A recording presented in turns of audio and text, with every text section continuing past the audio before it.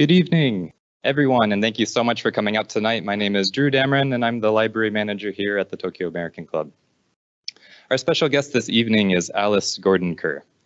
Alice is an American journalist and consultant who has lived and worked in Tokyo for more than 20 years.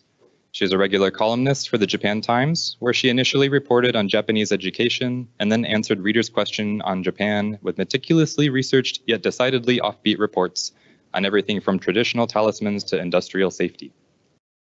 Alice then went on to work for many years at NHK, Japan's national broadcaster, translating and writing scripts of her programs on language, culture, and travel. Her most recent efforts are spent boosting the travel industry in Japan, and she regularly advises local governments on building programs for inbound tourism. Since 2016, she has worked as a special advisor to the San-in Tourism Agency, and in addition to the San-in area, she has been involved in projects for Kanagawa Prefecture and Japan's Ministry of the Environment. Tonight, she is here to screen a related documentary she had made entitled Horimono, which aims to challenge Japanese stereotypes concerning tattoos and showcase the beautiful Mount Oyama. Following the presentation and documentary, we will hold an open Q&A for those here in person and virtually.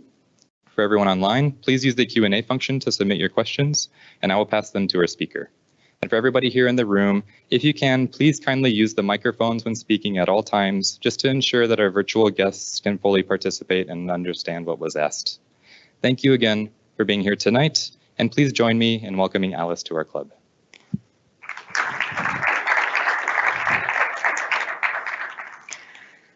Thank you very much, and wow, is that too loud? Thank you very much for that introduction, and thank you all for being here tonight. I'm going to talk about two things tonight. I'm going to talk about a place in Kanagawa Prefecture called Oyama and tattoos.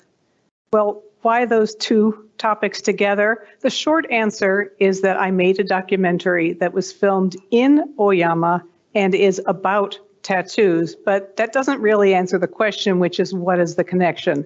There is one. It will become clear as we go along, I promise.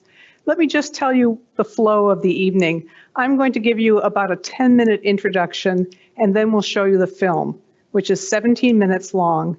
It's in Japanese with English subtitles.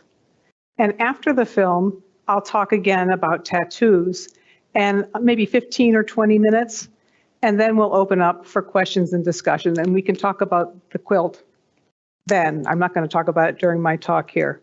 So first, let me tell you about Oyama. Oyama is this mountain, which is located about 30 miles west of Tokyo. If you've ever taken the bullet train from Tokyo to Kyoto, you passed it. You saw it out the window. It becomes visible on the right side of the train after you leave Yokohama and before you get to Odawara or Mount Fuji. Gives you sort of the positioning there a little bit. It takes about an hour, a little bit more from Tokyo by car.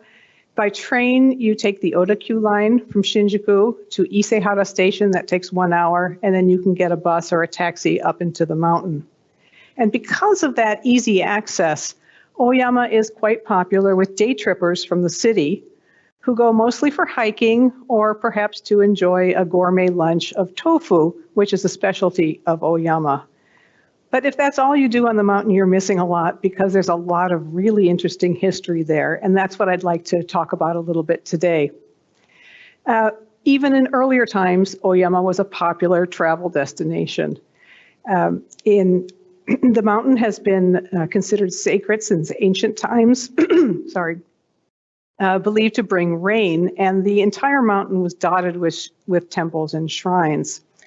And during the Edo period, from around the middle of the 18th century, Oyama became one of the most popular pilgrimage destinations in all of Japan. You know, we hear about the Ise pilgrimage. No, we never hear about the Oyama shrine, which is too bad. This was a time when most Japanese did not have the freedom to travel. You had to get special permission, but an exception was made for religious pilgrimages. And particularly with the townspeople of Edo, which is what Tokyo was called before the Meiji Restoration, the Oyama was a very popular destination for the people of Edo. What they would do is they would form pilgrimage associations, perhaps by neighborhood or by occupation, and they would pool their money to send representatives to pray on behalf of the whole group. And this was something people really looked forward to every year. It was a spiritual journey, yes, but it was also an opportunity for bonding and drinking and carousing and basically having a good time. So people really like to do this. And because the pilgrimage was so popular, it figures very prominently in the popular culture of the time. There's a rakugo all about the Oyama pilgrimage, for example, and particularly in woodblock prints, Oyama is very frequently depicted, although you might not have noticed it before. There are two things I'd like you to notice about this print. Do you see in the very bottom right hand, there's sort of what looks like little rice kernels going through the torii? These are hats of pilgrims. The mountain is absolutely packed with pilgrims. When the population of Edo was 1 million, as many as 200,000 people would walk from Edo and crowd the mountain during a short pilgrimage season of only 3 weeks in the summer. So that's 1/5 of the population of Edo on the move at the same time going to this one mountain destination. The other thing I'd like to point out in this picture is up in the top right-hand corner. Do you see the mountain? That's Mount Fuji. Well, actually, Oyama and Fuji very often appear together in woodblock prints, so much so that you've probably seen Oyama without realizing it. And there are many reasons for the connection in prints. One is, of course, their geographical proximity. They were quite close to each other, and before there were tall buildings, you could actually see them both from Edo if you were on a high place like scaffolding. Another reason is that the two mountains were considered a set. So people used to say, if you go to Oyama, you have to go to Fuji, and if you go to Fuji, you have to go to Oyama. And actually, there's a familial relationship between the two mountains. The god of Mount Oyama is the father of the god of Mount Fuji, who's a female deity. So here's some more examples of woodblock prints about Oyama. Very often they show people traveling or walking to the mountain. It's more often that people would walk rather than be on horseback like this. But the really iconic image of Oyama in woodblock prints is this scene of pilgrims bathing in the waterfall. And before people would go into the mountain, they would wash off the dust from the road and also purify themselves by standing under the waterfall. Now, this pilgrimage still continues to this day. There are groups that have been coming every year for 300 years or more. And some of the groups still do waterfall ablutions, although water doesn't come out quite as strong as it used to. You'll see a scene of this in my film as well. Okay, so let's talk about tattoos now. So I want to ask you, what's your first reaction when you see these photos? Feel free to speak up. Yakuza. Thank you. Anybody else? Yakuza, right? I think it's fair to say that most of us probably have that reaction. We see a photograph like this and we say, these guys are Yakuza. It's certainly my first reaction to photos like this as well. But now let me ask you, how do you know that? Why do you think they're Yakuza? I mean, do you know a lot of Yakuza? One or two, okay. And have you seen them without their clothes on? One, okay. I think most of us probably don't know any Yakuza, and we certainly have not seen them without their clothes, and yet we all have this image. Certainly, that's the standard image anywhere in Japan, and perhaps even around the world, you see a tattoo like this and you think Yakuza. And largely because of that connotation, the stigma, there are very few people in Japan who have tattoos compared to other Western countries, for example. And those who do are discouraged from ever showing them in public. And they may be outright banned from using gyms, pools, bathhouses, even public beaches. We've all seen signs like this, right? And having a tattoo can limit your life in other ways in Japan. You might not have a very good choice of marriage partners because certainly a lot of families would not welcome a son-in-law or a daughter-in-law who has tattoos. And even your employment opportunities might be limited. There was a case that went before the Japanese Supreme Court recently of a sushi chef who was fired for the intimation that he had a tattoo. We don't know if he actually had a tattoo or not. What happened was that a customer came in and sat down at the counter. It was at the very fancy place, the New Otani, and said the customer made some joke with the itamai, the sushi chef, about his tattoo, and the boss overheard this, and without confirming whether it was true or not, he fired the guy. So it's pretty serious stigma here. So you're probably wondering now, do I have any tattoos? No, I don't. I never had any prior interest in tattoos. And in fact, when I found out that my 19-year-old son went off to college and got a tattoo, I cried. I'm over it now. But so, knowing all this, I never thought I would be involved with tattoos in any way. So how did I end up making a film about that? Well, actually, I got roped into it by a Shinto priest. And you will meet him in my film. And in fact, you can meet him because he's here tonight with us incognito. Meguro-san, could you just stand up? I'd like to introduce Meguro Kunihiko. Everything is his fault. Thank you. Arigatou gozaimasu. Now, in addition to being a Shinto priest, Meguro-san is a very talented photographer. I got to know him because I was working in Oyama, helping with tourist promotion, and I knew him, and he's a very talented photographer as well. And one day, on Facebook or something, he sent me a photograph that he took, and it just knocked my socks off, and I want to show it to you now.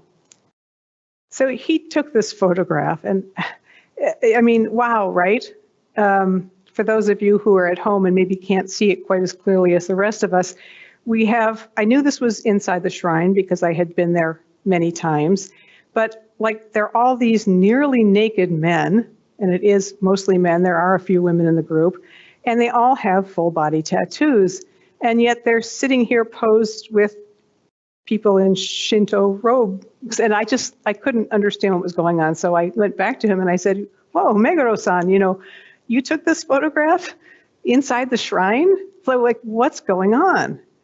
And he explained to me that this was one of the pilgrimage groups that came every year to the shrine to pray together, and that they, in fact, had been coming for well over 100 years since the Meiji period, and that they were very welcome in the shrine.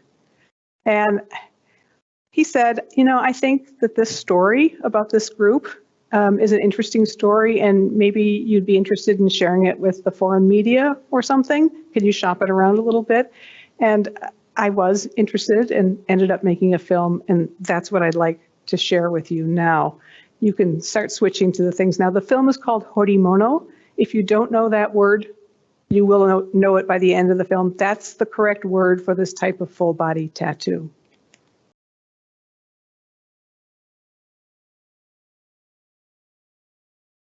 So the film has done quite well. We were screened at a lot of overseas film festivals, and then Vice News picked it up, and it's been seen almost 1 million times now. I want to talk a little bit more about tattoos, the history of tattoos in Japan. I don't have time tonight to give a full history, but as in other cultures, scholars believe that tattoos have existed since prehistory, since before recorded history. The lines on these figurines on their faces and bodies are believed to represent tattoos. These come a little bit later. As in other early cultures, generally in early cultures, tattoos were done either as part of a coming of age ritual, or they were believed to convey some kind of protection upon the bearer, protect you from disease or misfortune. Tattoos are mentioned in Japan's earliest written records, both of them. And at one time or other, it seems that tattooing was practiced throughout Japan, but for some reason around the 7th century, it died out among the main population in the mainland. Probably because ideals of beauty changed. People also moved away from elaborate hairstyle and jewelry around the same time. But in remote areas, the practice continued right up until modern times.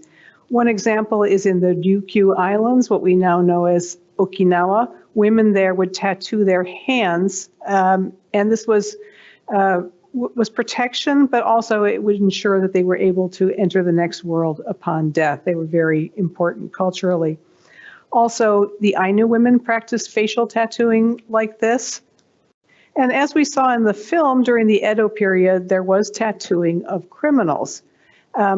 As we heard before, these are very simple. These are not pictorial. They're just black lines, and these were done forcibly. But it was not the only type of tattooing that was done during the Edo period. There was also, oops, sorry, I should skip that. Oops, let me just go back here a minute. Strictly speaking, these kind of tattoos, as you heard in the film, are the only type of tattoos that should be called irezumi. But it's hard to be very doctrinaire about this because truly, most Japanese people use the word irezumi for any kind of tattoo. And overseas, people who are into Japanese tattoos think that Japanese tattoos are all called irezumi. So, I don't want to say it's wrong, but if you're talking to somebody who has a beautiful full body tattoo, if you use the word horimono, they'll really like you because irezumi to them has a very negative connotation. This was not the only kind of tattooing that was practiced during the Edo period. There was also a practice that started in the pleasure quarters of Osaka, where lovers would tattoo their names on each other's bodies. But again, this is just black ink, and it's just words. It's not pictorial. So when did pictorial tattoos come around?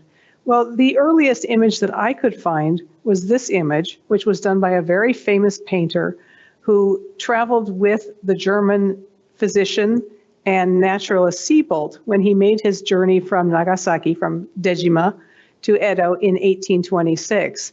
And they were keeping records of the plants and the animals that they saw along the way, but also of the people. And this man, who they actually saw and met, was a river bearer on the Oi River crossing along the Tokaido. To give you an idea of what kind of work he did, there were no bridges along over the rivers in those days because that was considered a security risk, a defense risk, because enemies could more easily invade if they had a bridge to cross. So travelers had to get on these platforms and be carried across the river. And you can see the bearers are in the water up to their chests. This is dangerous, wet work, and so they didn't wear much clothes.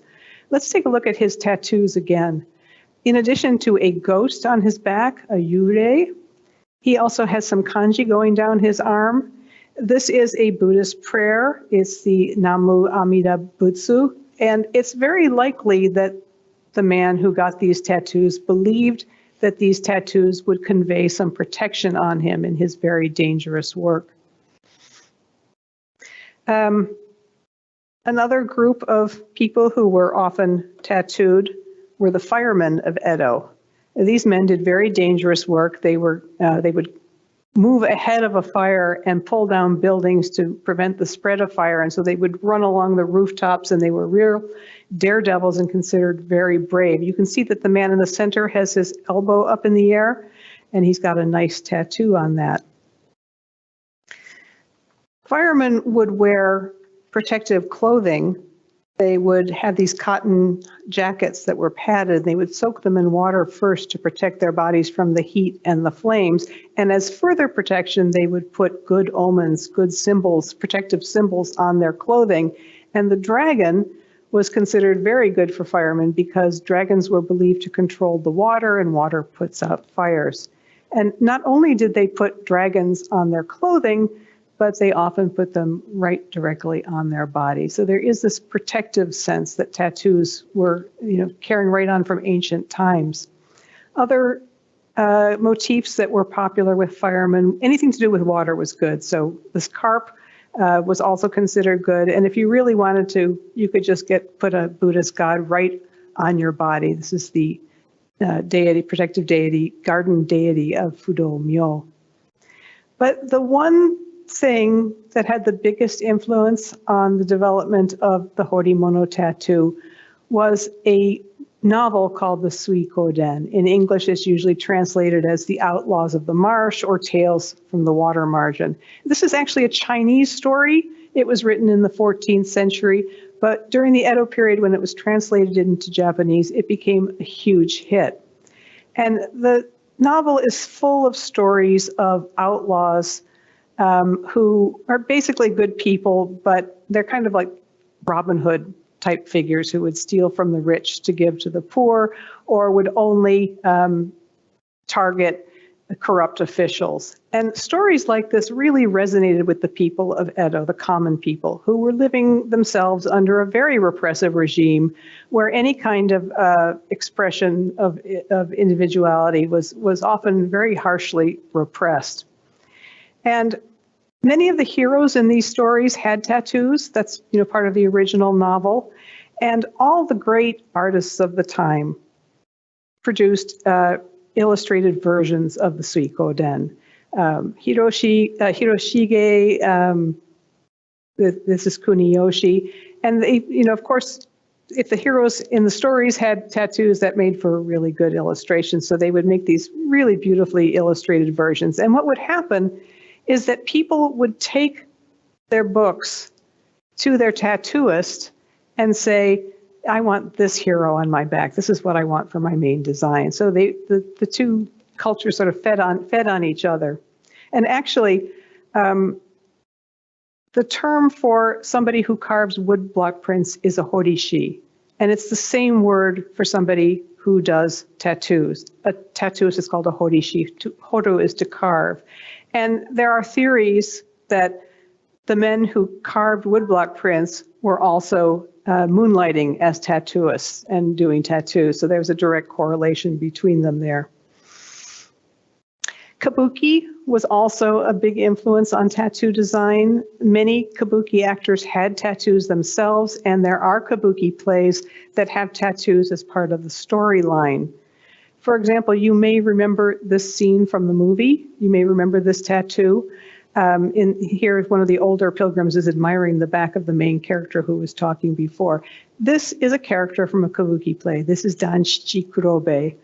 And in the Kabuki play, he's a fishmonger, so a common person, and he's forced to fight a higher-ranking bad guy.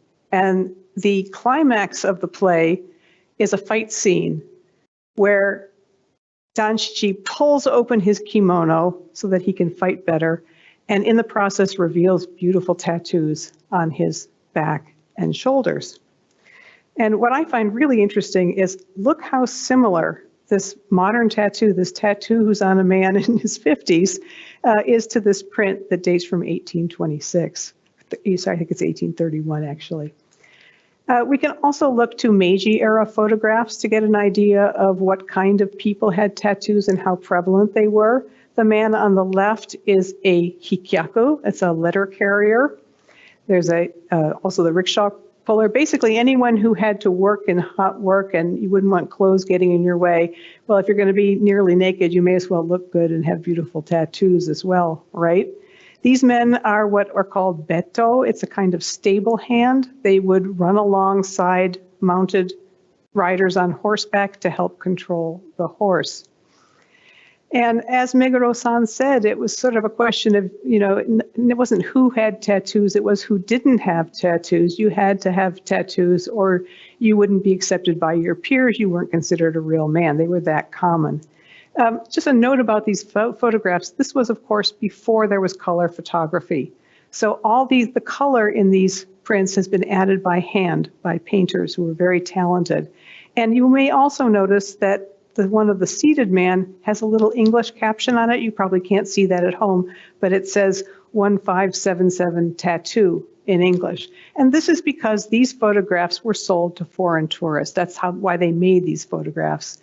This was the time when wealthy Americans and Europeans were making their grand tour, and they would come to Japan for 3 or 4 weeks, and they were fascinated by Japanese tattoos. So they would buy photographs like this as souvenirs, and some of them even got tattoos themselves, including England's King George, who came to Japan when he was still crown prince with his brother, and both of them got tattoos. And this is a copy of his diary, which was exhibited in London last year, and it's open to the page where he describes getting his tattoo. So it was, something that was very, very much admired. So what happened? How did tattoos go from being something that everybody wanted to have to be stylish, and even foreign nobility were admiring them and getting them, to something that is so taboo in Japan today? Well, it is true that at 2 times in Japanese history, tattoos were illegal. And sometimes people point to that and they say that's the reason for it. But I don't think very many Japanese people are in fact aware of the history or the reasons why tattoos were made illegal in the Meiji period and also in the Edo period. We can talk about that in the question and answers if you want to. But I think rather that the negative image that we all have today has been formed by 2 things that happened at the same time and relatively recently. I'm talking post-war. So basically within my lifetime, not quite. But the first is the rise of the Yakuza films. And this is a genre that started in Japan with so-called ninkyo, chivalry films. And these would star good men who were basically down on their luck, and through some circumstances they had to get into some sort of fight, but only if they were pushed into a corner would they fight, and of course they would win. And to make their heroes cool, directors would choose actors who had Horimono tattoos. Well, why? Because in the 1950s and 1960s Japan, Horimono were still cool. That was, sort of working class, tough, cool guy. And of course, it also made their films more visually interesting, right? To have a beautiful tattoo in there. But then television came along, television became popular, and to compete with television, the studios began to make more violent films, more violence, more sexual content, things that you couldn't show on television. And so they began to get into more of what we would think of as sort of typical Yakuza stories. And these movies were exported overseas, and with it went the image that anybody who's got a full body tattoo is a Yakuza. Now, the other thing that happened at the same time was a complete change in the way Japanese bathed. Before, up until really the end of World War II, bathing in Japan meant bathing with other people. It was communal bathing. And the good thing about communal bathing is you get an opportunity to see your neighbors naked. Okay, so you get to see lots of different body types. You get to see male and females, and you come to know the differences. You might see fat, old, skinny, young, old, with disabilities, without, with tattoos, and without. But gradually around the 1960s, 1970s, after the housing began to recover from the post-war devastation, it became possible and desirable to have a bath in your own home. That said, when I first came to Japan in the late 1970s, I lived in an apartment that didn't have a bath. That was pretty common for student housing or people at the lower end of the red scale. So I went to a sento, a public bathhouse like this. And again, if your neighbor has a tattoo, well, you see them in the bath, you know them, you know that he's a nice guy. So tattoos are no big deal. But these bathhouses are all, they're dying out now because so many people, almost everyone now has bathing facilities in their own home. And with it, we've lost the opportunity to see people who have tattoos or to see our neighbors naked. And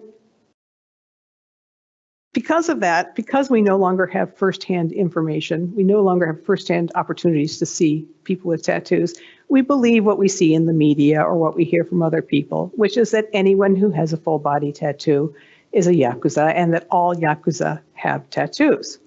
But is this even true? This was one of the things that sort of bothered me the whole time I was making the film. And after the film was finished, I went looking for statistics, and believe it or not, I found them. The first study I found was from 1971, and this was a police study. The Japanese police keep pretty close tabs on the Yakuza. And these are all a survey of known Yakuza, people who were arrested or were in jail. And they looked to see how many of them had tattoos, and 70% in 1971 had tattoos. However, We don't know from this study what kind of tattoos they had, because there was no distinction made of how big the tattoos or where the tattoos were. And by the 1970s, Western-style tattoos were pretty common in Japan. So it might have just been, a flower on one arm. It may not have been the full-body tattoo that we now think of as Yakuza. And then I found some statistics from 29 years later, fairly recent, 2000.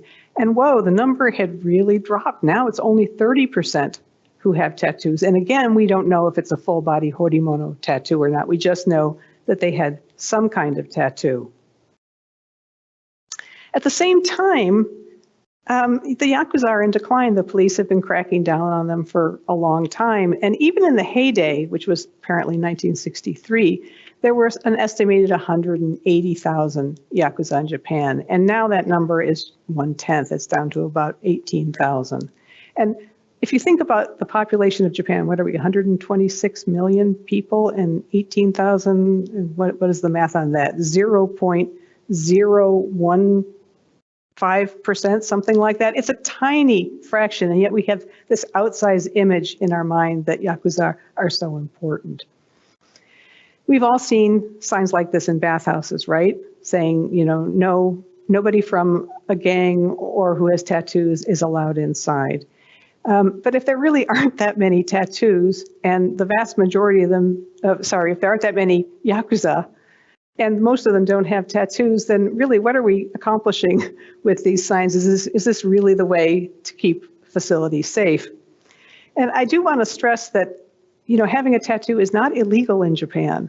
These are just policies that are put in place by different facilities. But there's a lot of public support for them. This is a study that was done in 2014 by a Kansai Bar Association. And first they asked people, have you ever had a bad experience with anyone with a tattoo? And the vast majority, almost all of them said, no, never had a bad experience with anyone with a tattoo. Well, how do you feel about people showing their tattoos? How would you feel about seeing tattoos? No, I don't want to see tattoos. That should not be permitted. And if you ask them about the signs, they say, yes, we want to keep these signs. They say, atta hogai or tozen, and only a tiny percentage, 5%, said they were unfair, fukohei.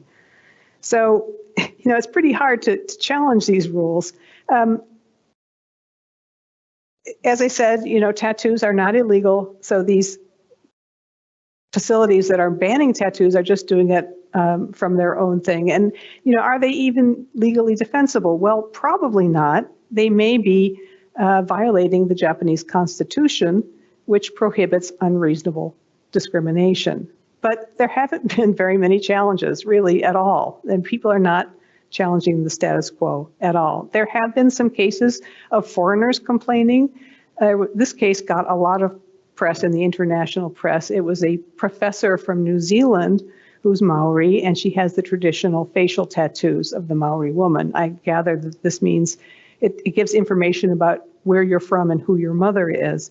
And after the symposium, she went with her fellow professors to an onsen in Hokkaido, and she was denied entry because of the tattoos. And they complained, and the management said, well, look, it's unreasonable for our front staff, our front desk staff, to determine whether somebody has a tattoo because of cultural reasons or because they're a Yakuza, so we're just going to ban them all. And one thing to think about is that the current foreign minister of New Zealand is also a Maori woman who has the traditional tattoo. So, what are we going to do when she comes to Japan? Are we going to deny her the right to enjoy our bathing culture? It's certainly something to think about. So let's go back to this photograph now. How do you see it now? Maybe a little bit changed, you're a little bit more open to it, but maybe some people still feel, yeah, but they still look like Yakuza to me. If that's the case, don't worry, it's natural. And that's because there's something that's going on in our brains, and this is so important that I put it up in both English and Japanese. There's something called the confirmation bias. The way our brains work is that we tend to look for information that supports what we already believe and discount any information that contradicts what we already believe. And this is why it's so difficult for us to admit even to ourselves, that what we believe might be wrong. And it's also what makes it so difficult to change people's minds. But I hope that maybe I gave you some new information tonight, and you said, yeah, you know, Alice pointed out that not all Yakuza have tattoos. That's supported by police statistics. And at the same time, I really like, it's related to all these things that I really like in Japanese culture, like ukiyo-e. So yeah, I can try and keep an open mind. The film is available on YouTube, and you please do share it with people. I'd be very happy if other people's minds were changed and if there was less discrimination against people with tattoos. You can just search it on Vice News and Tattoo Pilgrimage, you'll get it. But really, you know, in the grand scheme of things, tattoos are not so important. These are things that people choose to put on their bodies, right? So, you know, I'm not trying to change the world for the sake of people who have tattoos. However, I do think that going through the exercise of realizing how everything we thought we knew about tattoos was probably false reminds us that we have biases, and that these biases affect the way we look at people who look different from us, and that it can cause us to be afraid of them. And the good thing about biases is that if you're aware of them, you can interrupt the process and say, yeah, okay, maybe that's what I thought, but it's really not true, and so I can change. And so I hope that in that small way, this might change the world. So thank you very much, and let's open things up for questions.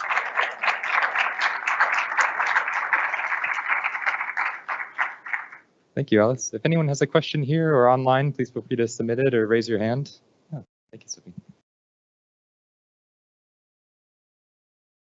Yeah, I had a question. I don't know if during your research for tattoos, you also had like an opportunity to see like how they are done. You had like a short sequence in there, and the tattoo, it seemed like was still done by hand. So are all those tattoos still done by hand, or are there more modern techniques? I know there's like machines now which make it much easier to create, especially the full body tattoos. And second question around that, how long does it take to get like a whole full body tattoo like the ones you've depicted? Sure.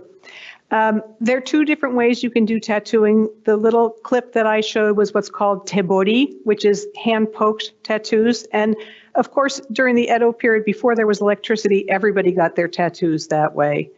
Very few people do it that way anymore. There are artists who specialize in it. And actually, we did another film. If you go to the Vice News site, you'll probably get connected to that. But one of the man who appeared in our film, I also did a short 4-minute thing with him where you can see the whole process.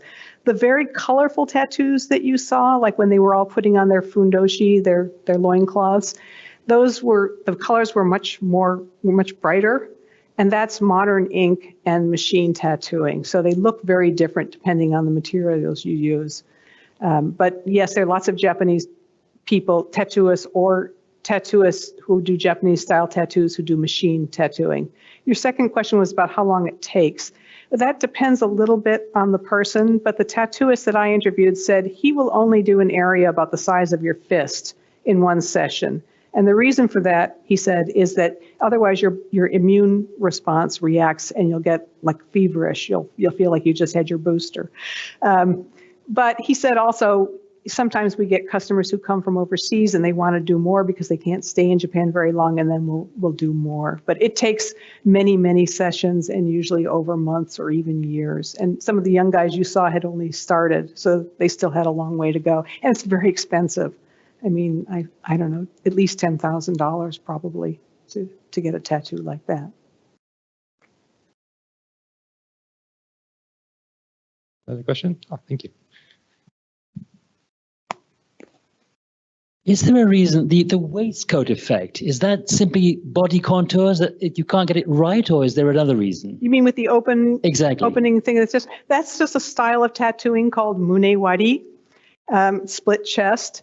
And one advantage of it is that you can have your shirt unbuttoned, because most people have to wear long sleeves to keep their tattoos covered, but you can keep your kimono open a little bit or your shirt unbuttoned and it won't show. But that's just an Edo style. Not everybody does it that way. Another question, did the tattooist who was sued or prosecuted, did he win his case eventually for not being a doctor? Yes, he did. He did. Yeah. It was said that you do not have to have a medical license. But the tattooists are not really happy with that decision because it's still a gray area. So you don't have to have a medical license, but what they would like, if they would almost rather have some regulation so that it was clear what's going on. That actually happened right around the time, that case was settled right around the time we were filming. Thank you very much for making this film. I have a Japanese style tattoo and I'm looking forward to watching this with my in-laws. By the way, it took about 35 hours to do a chest plate, and here using gun for the outline and color, the table style for the color. So I'm still working on mine, but yeah. How much have you spent so far? Yeah, it's 15,000 yen an hour. And so the longest session I can handle is 6 hours at one time, which is a long. That's pretty long. That's pretty long. But I did have a question. Mm-hmm. Is there a taboo or a reluctance with Japanese horishi to teach the teibori style of tattoo to non-Japanese, or is it quite open? Well, I only interviewed one teibori artist. I don't think they're trying to keep it secret. And, you know, so tattooists used to be very underground here. And it used to be with some of the older tattooists here that you had to get an introduction. They wouldn't, but it wasn't so much that they were trying to protect themselves, but it was just they wanted somebody who understood what they were getting into and what they were doing. And it was all very networky. But now, I mean, these guys are on Instagram and Facebook, so it's much more open. But they all seem to say that they don't really, like the horishi that we interviewed, he said he taught himself. He just figured it out himself. And they don't have information about the tools, and they tend not to share information with other horishi. So I think there's some secrecy among horishi, but it's not necessarily trying to keep foreigners from learning it. I encourage you to watch the separate 4-minute thing, because that will be interesting to someone who's sat through it.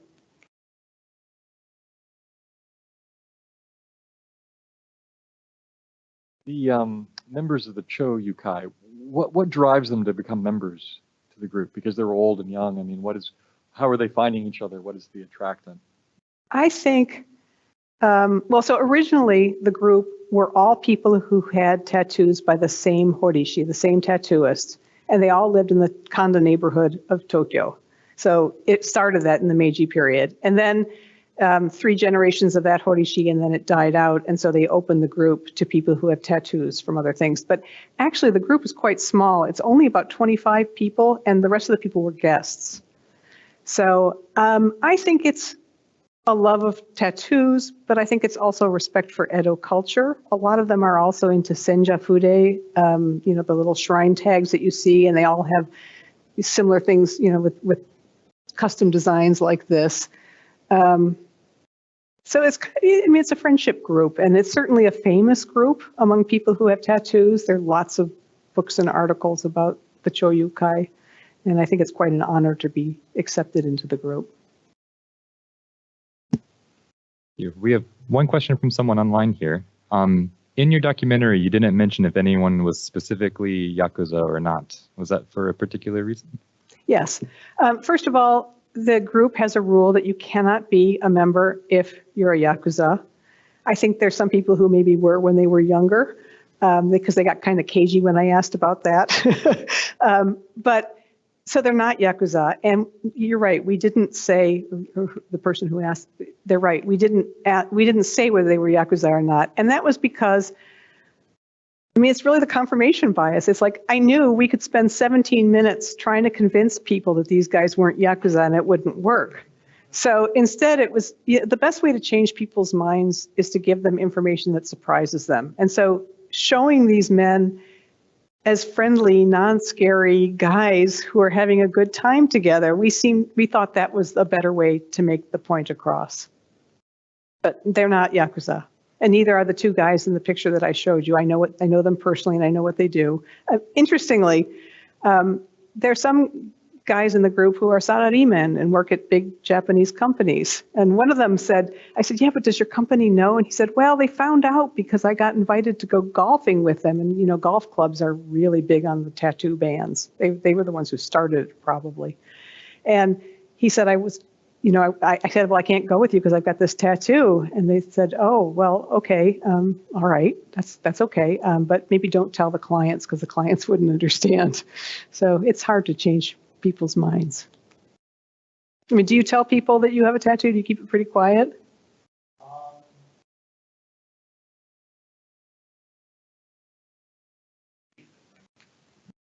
Situation, yeah, I wouldn't wear a short sleeve shirt to work, no. Mm-hmm. Yeah.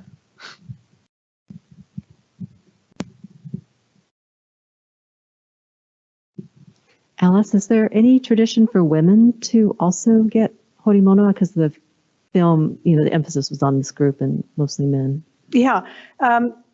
Actually, that's one of my regrets about the way we edited the film is that we didn't show the women more. There are women in the group. They do have full body tattoos. Most of them are older, you know, sort of 50s and up, and maybe wives of the men who are there and who also have tattoos. And they avoided, well, first of all, they didn't take their clothes off.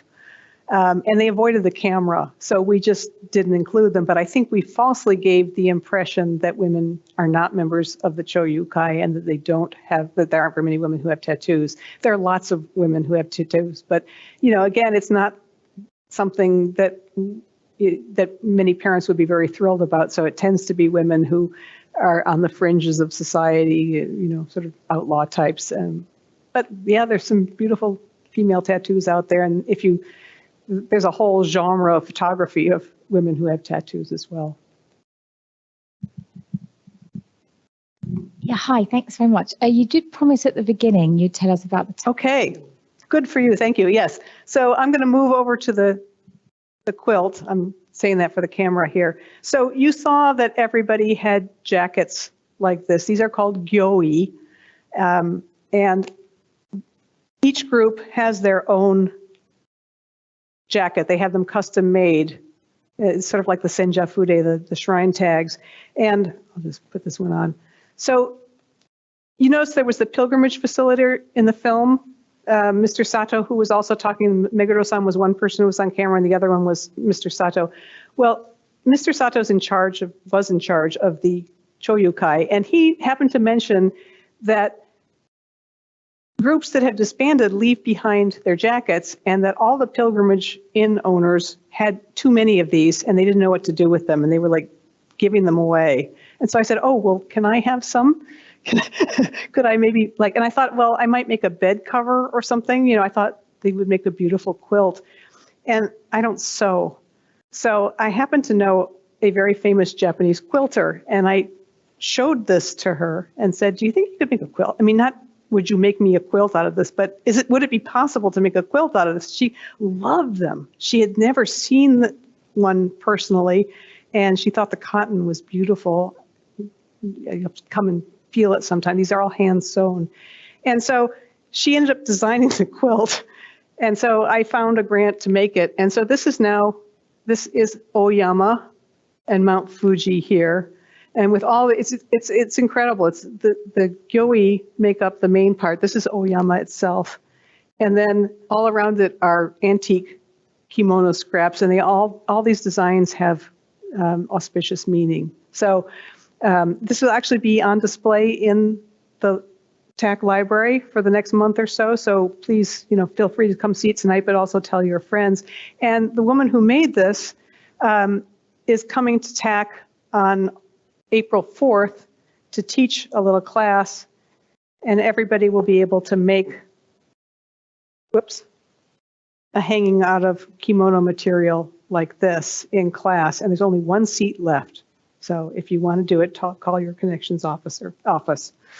So that's the story of the quilt. But we plan to have a big exhibition at the shrine, and then in February, and to have the quilter come and teach some classes on Mount Oyama, but then Omicron ruined that. So we'll try and do it another time.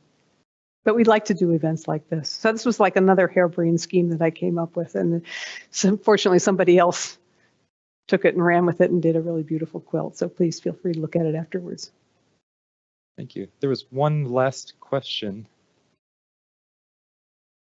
If anyone still wants to ask it. Okay, Maybe we answered it. wonderful. Well, thank you again, everyone, for coming out tonight. Thank you again, Alice. That was a wonderful presentation and documentary. Thank you all for being here.